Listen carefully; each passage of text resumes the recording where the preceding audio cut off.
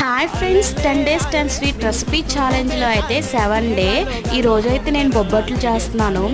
బొబ్బట్లు ఇలా చేస్తే మటుకి టేస్ట్ మామూలుగా అయితే ఉండదు. మైదా పిండిని కొంచెం గోధుమ పిండి కలుపుకోవాలి, ఉప్పు నెయ్యి వేసుకొని వాటర్తో. అలాగే పచ్చిశనగపప్పు అంటారు కదా, దాన్ని ఉడికించుకోవాలి. ఒక గ్లాస్కి ఒక గ్లాసు బెల్లం అయితే సరిపోతుంది.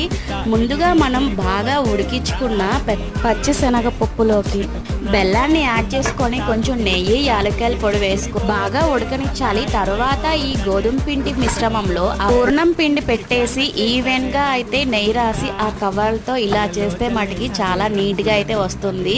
నాకైతే ఫస్ట్ టైం అనమాట చేయటం, చాలా బాగా అయితే వచ్చింది. కింద పైన నెయ్యి అప్లై చేసుకొని కాల్చుకుంటే టేస్టీ బొబ్బట్టు రెడీ. ఇలాంటి ఇంట్రెస్టింగ్ కుకింగ్ వీడియోస్ కోసం మా ఛానల్ని సబ్స్క్రైబ్ చేసుకోండి. Thank you for watching. Bye bye.